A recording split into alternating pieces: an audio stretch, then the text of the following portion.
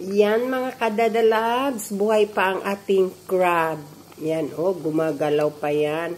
Nahirapan ako maghugas sa kanila kasi buhay na buhay pa. Oh, ayan, fresh na fresh. So, nilaga natin ang ating crab sa butter. So, naglagay ko ng tubig pero konti lang. So, ganyan tayo maglaga ng crab mga kadadalabs para hindi malusaw ang laman niya. Kailangan nakabaliktad ang crab natin sa kawali or sa kung saan man ninyo lalagain. So, ayan oh, no. Yan, nako.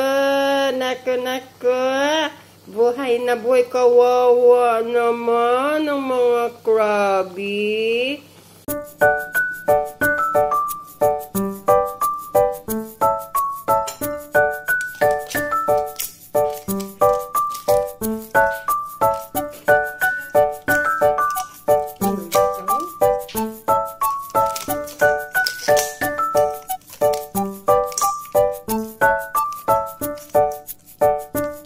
Ayan mga kadadalabs, luto ng ating crab. Kailangan hindi natin patagalin sa kawali sa apoy para hindi malulusaw ang kanyang laman. So ayan. Maya-maya bubuksan natin, check natin ang laman kung buo pa kasi kailangan pag maglaga tayo ng crab, hindi matagal para hindi matutunaw ang laman. Okay, mga kadadalabs. Ciao! So, ayan na mga kadadalabs. I-check natin ang laman ng ating crab.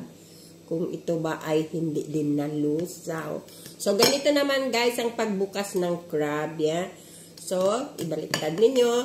Alisin muna natin ito. Yan. And then, ayan, oh. At saka, alisin na natin ang shell niya sa likod. Para madali yan, see? Ooh! Tingnan niyo mga kadadalabs. Ang meat niya, oh. Ito ang itlog, ang sarap nito. And then, sa akin, guys, pag kumakain ako ng crab, pag nabuksan ko na ang shell, aalisin ko muna ito kasi hindi ito nakakain mga kadadalabs. Oh. Yan.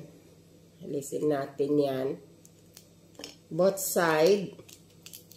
Para madali tayong kumain. And then, itong bibig niya yata ito, ewan ko. O nguso. So, alisin natin ito. Yan. And then, guys, bibiyakin natin dito sa gitna. Yan. Yan. Dito. Yan. See? Tingnan nyo mga kadadalag. Ooh. Yan. Ang sarap. See? Ang laman niya. Ganito pag nagluto tayo ng crab, hindi natin patagalin sa kumukulong tubig or ano man. Sa apoy. Bismillah. Yummy mga kadadalag, saka lasang butter. Kasi butter ang nilagay ko. Hindi ako naglagay ng maraming tubig. Kainin ko na with kainin na natin guys with kanin. Konting tip kung paano magbukas ng crab.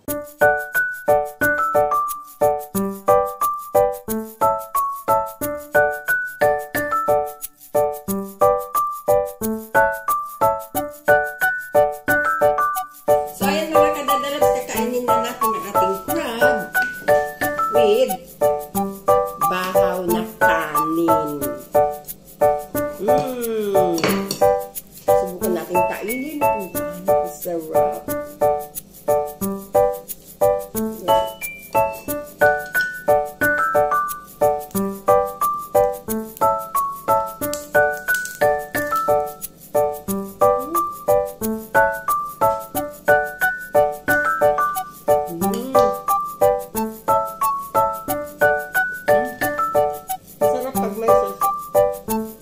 Masarap pag may sausawan mga kadadalab.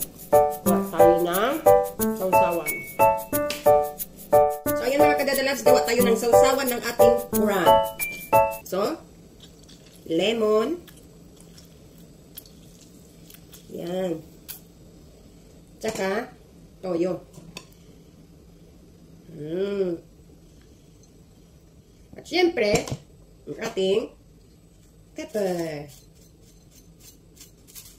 Yan. So, anong gagamitin kong paghalo dyan? Itong crab, syempre. Yan. Ito. Yummy. Tingnan nyo mga kadadalabs, no? So, ayan. Ang sarap.